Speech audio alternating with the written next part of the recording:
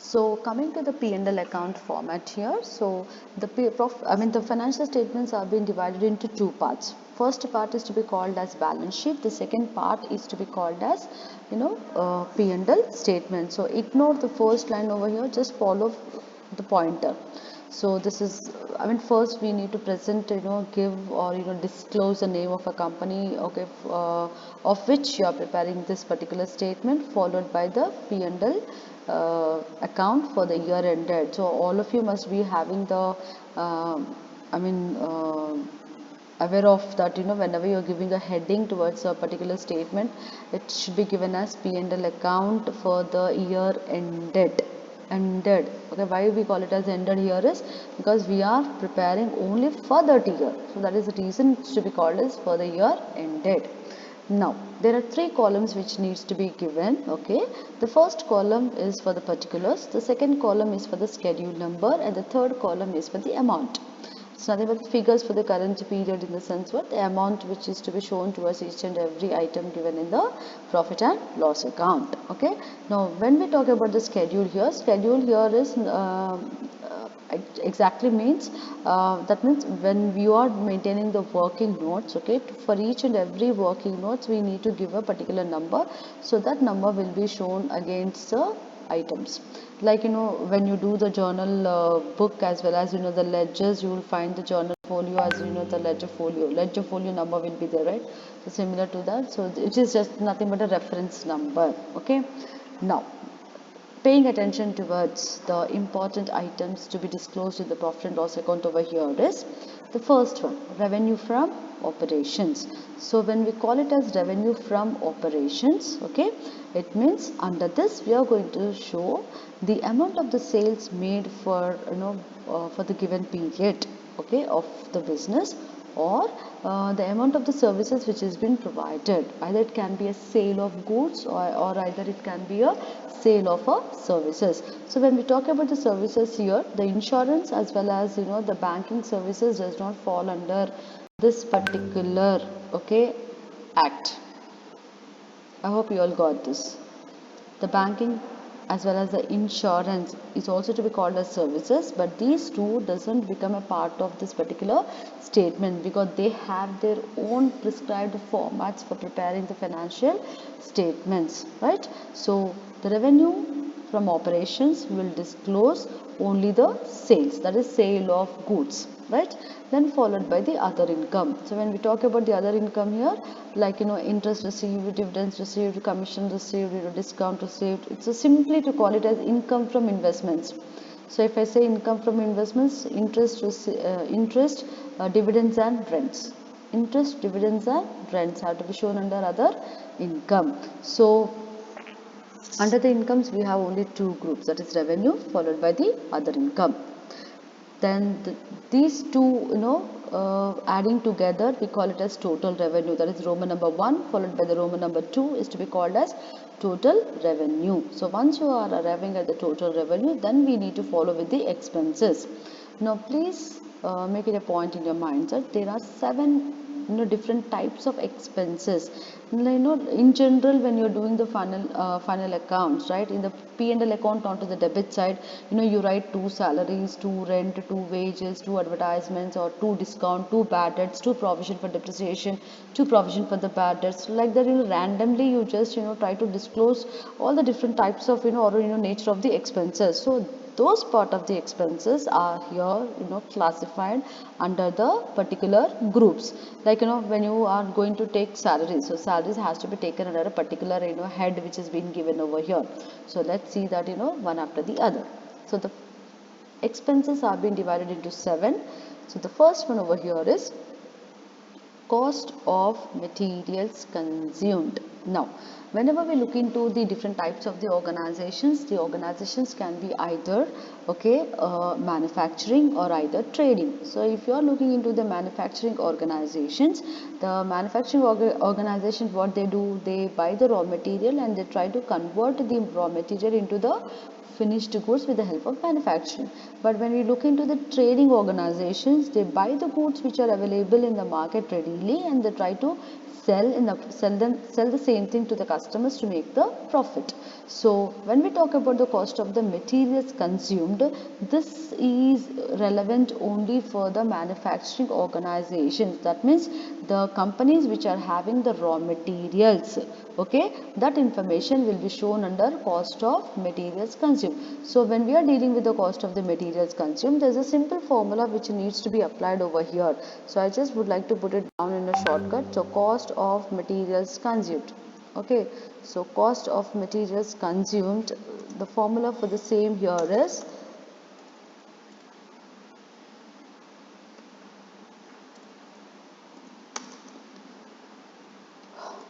opening stock of raw material, it's called as raw materials, plus purchase of raw material plus carriage inwards minus somebody's mic is on, please try to switch it off. Closing stock of raw materials. So this is a formula which is required to be given when you are calculating the cost of the materials consumed. So definitely whenever the information is being given towards the raw materials, that is opening stock, purchases followed by the closing stock. So you just have to apply this and find out the amount accordingly and take the amount against this particular expense. Is it clear?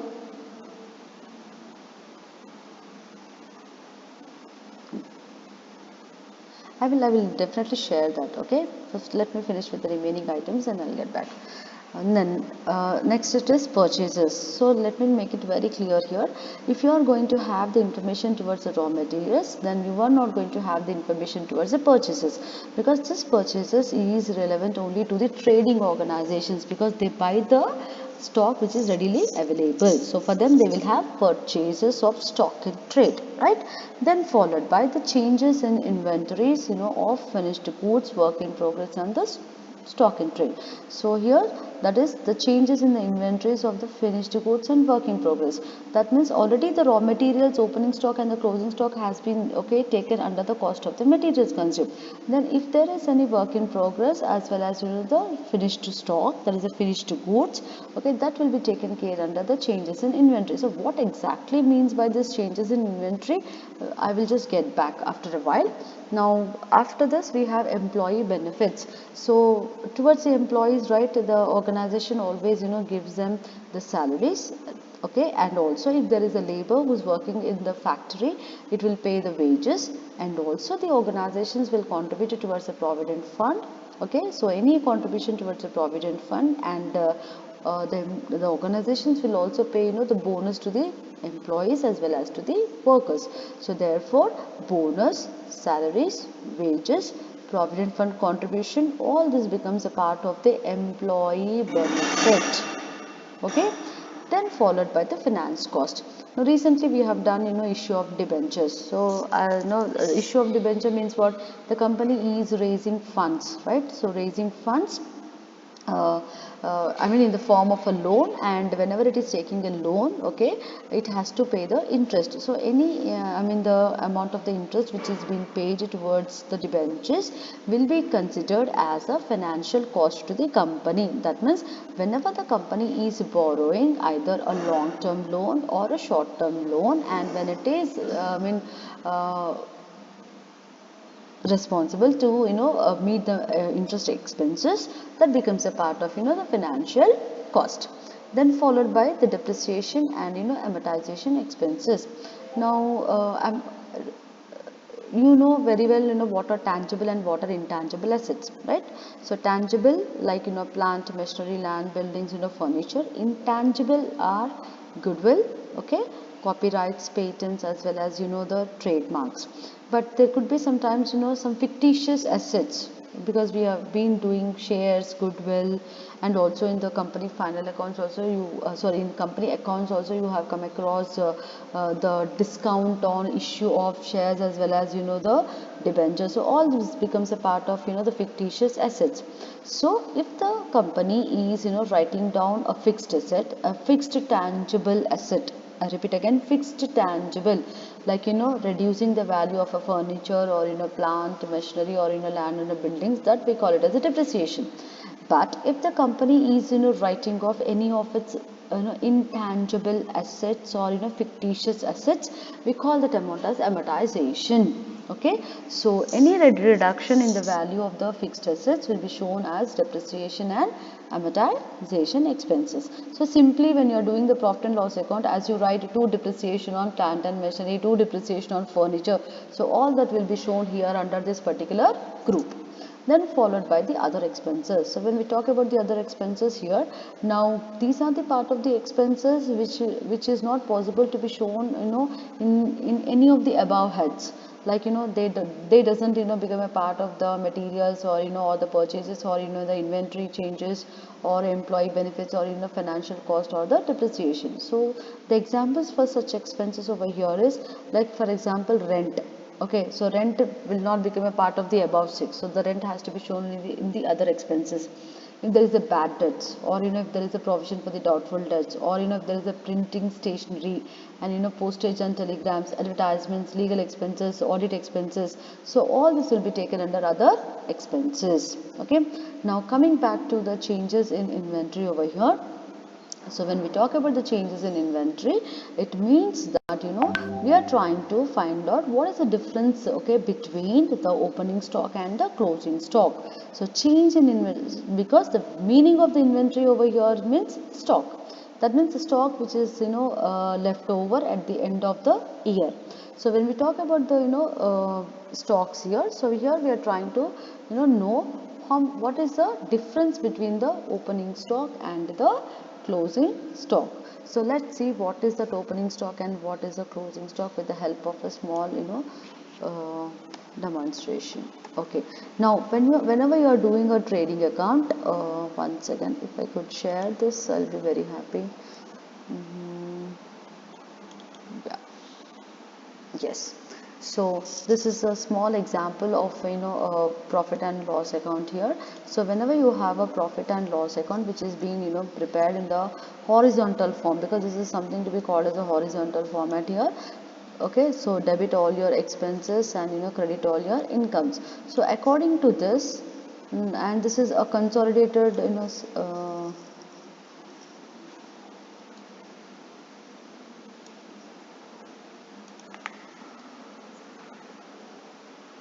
yeah.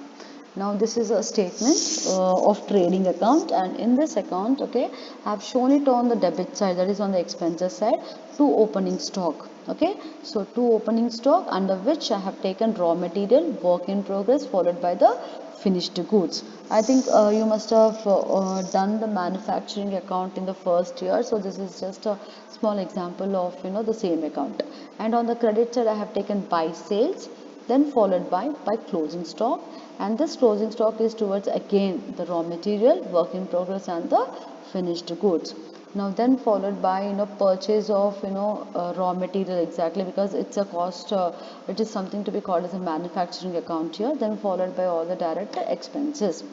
Now whenever we are doing the trading account, what we do, we try to show the stocks according to whether it is an opening or a closing. But because here, as we are preparing the statement in the vertical format, and according to the vertical format here, okay, the formula which is to be applied to calculate the cost of the material consumed, okay, which under which the opening stock of raw material is being taken care of. So just try to follow the pointer here. So the opening stock of raw material is being taken care of, then followed by the purchase of the raw material is also being taken care of, that is the purchases, then followed by the closing stock of the raw material is also being taken care of from the credit side. So what we are left with now?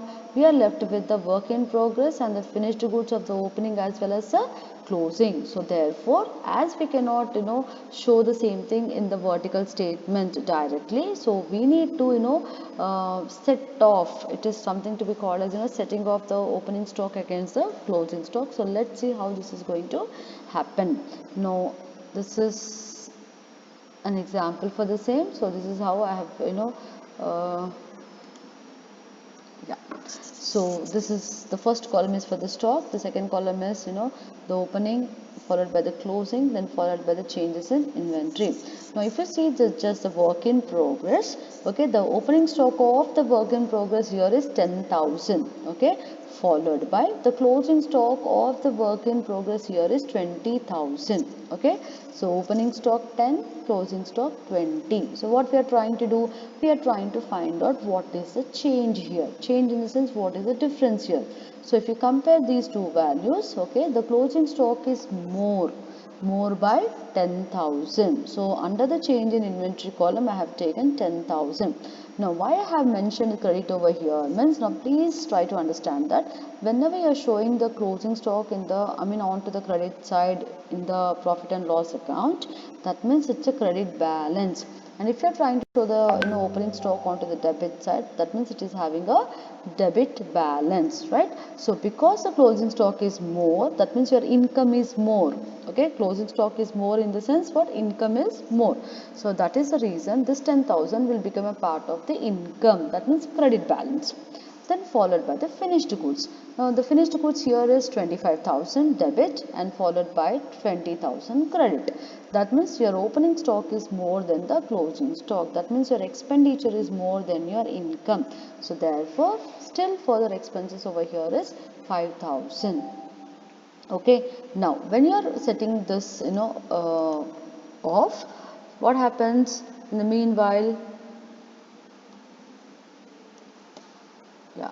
So what happens in the meanwhile? The credit balance of 10,000 when it is being compensated against the debit balance of 5,000. That is again your income is more than your expenditure. So therefore the overall amount whatever you are going to get will become a part of the income. That is 5,000 is a part of our income. So this is how the work in progress as well as the finished goods have to be shown when you are doing the financial statement. That is as per the vertical format, okay, as per the vertical format. Yeah. Right. So what is the third one here? Change in inventories of finished goods. That is finished stock followed by the work in progress and the stock in trade. So stock in trade is nothing but the stock which is that is purchases of stock in trade. Because what happens if you don't have the finished goods and if you don't have the work in progress, then we have to call it as opening stock and just simply it as closing stock. So that is to be called as a stock in trade here. Okay, so don't get confused with the words or the terms which are being used here.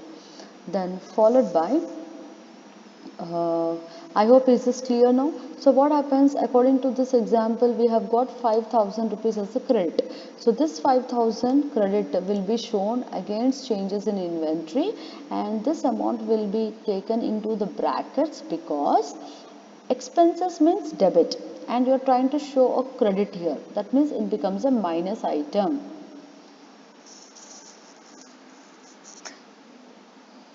Okay. So I have already done with the explanation of the remaining now. So cost of the materials will be calculated with the help of a formula. Then purchases, if it is given we take, if it is not given just ignore. Then changes in inventory has to be calculated according to the method, okay, which I have followed right now. So the same thing has to be adopted when you are doing the problems. Then employee benefits, it's something relating to the employees and the workers of the organization. Financial cost is always an interest expense, okay. Then depreciation and amortization is towards reduction in the value of the fixed tangible as well as the intangible assets and also sometimes the fictitious assets as well. And other expenses is any other expenses which becomes a part of the business. So the total revenue minus the total expenses, okay, we arrive at the profit which is before, okay, exceptional and extraordinary items. Now here the meaning of the exceptional in the sense, now these are very usual items, okay, and which may also happen to occur, okay. These are very usual items and which may also happen to occur. There is a possibility of occurrence again and again. Okay. Now something like profit on sale of fixed assets. Profit on sale of fixed assets or loss on sale of fixed assets. If there is a profit, it becomes a plus item. If there is a loss, it becomes a minus item. Okay, so any profit or loss on sale of fixed assets will be shown under exceptional items. That means it will not be taken under incomes here, but it will be shown separately after the profit which has been arrived. Okay, then followed by the extraordinary item. So once you are adding either a profit or a loss, then whatever the profit which you are getting here will be called as profit before extraordinary items and tax. Now when we talk about profit before extraordinary items, now these extraordinary items are those items, okay, which does not occur frequently and which are very very unusual in nature. Unusual in the sense what, this is something relating to a major loss which is being incurred due to natural calamities, okay, like floods or any accidents due to fire and all. Okay, so when this such losses occur, we call it as a extraordinary item. And when you are going to receive any compensation towards such losses, then that becomes a plus sum item. And if there is any loss which has been incurred towards the same, then that becomes a minus. So the extraordinary item over here either can be added if it is a received amount. If it is a loss, then we are going to deduct the same. So once after making the adjustments towards the extraordinary items, then we arrive at profit before the taxes. And to give a deduction towards the taxes here, the taxes are being divided into two. One is the current tax, next is the deferred tax. So current tax is a tax which is to be provided to pay for the current year. Okay, that is the provision for the taxation for the current year. And when we talk about the deferred taxes here, this is something which is relating to the previous years. Okay, so we will discuss this in detail when we are doing the balance sheet as such. So for the time we'll just ignore it. Then followed by profit or loss for the period from continuing operations or continuing activities, what we normally call it as. So profit or loss for the period. So once you arrive at this, either it can be a profit. So when you get a profit, if your income is more than your expenses, we get a profit. And the loss may result when there is more expenses than the income. And because why it is to be called as a continuing, in the sense what, now the business is a going concern, and because its operations are continuing, you are able to either make a profit or incur a loss. But after this, there is also a further extension of the format here, that is something relating to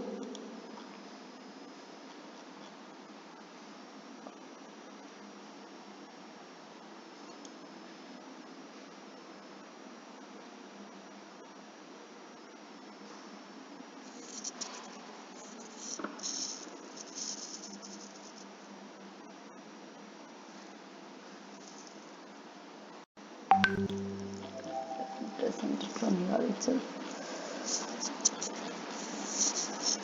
Yeah. So here you still have some more information which is exactly not relevant when you're doing the problems, because just if you want to have the knowledge, you can just understand, otherwise you can just ignore that also. Because what happens after you get the continuing operations, we have discontinuing operations. That means suppose for example an organization has 2 or 3 units, out of which 2 units have become sick units. That means they have to totally shut down the business. So when they're shutting it down, that is to something to be called as a discontinuing operations. Okay, so therefore either it can be a profit or a loss from the discontinuing operation. If it's a profit which has been arrived, then we need to add. If there's a loss which has been incurred, then just minus it. Then tax expenses are on the same towards the discontinuing operation, because if when there is a profit, definitely even they need to pay the taxes. So if there are any taxes as such, adjust the taxes. Then you arrive at profit or loss from discontinuing operations after the taxes. So once you get that, then that is to be called as profit for the period. So this part is really not very important. Just learn, because even for the objective type questions also we have never asked this. So what is discontinuing, in the sense what, where the operations have been stopped, that is the unit has become sick. And where the company has decided to shut down the units, so that we call it the discontinuing. Continuing in the sense what, where the work is in progress, the goods are I mean they are manufacturing the goods and they're trying to even make the sale, to make the profit, right? So this is about the profit and loss account. And do not get worried about the lengthiness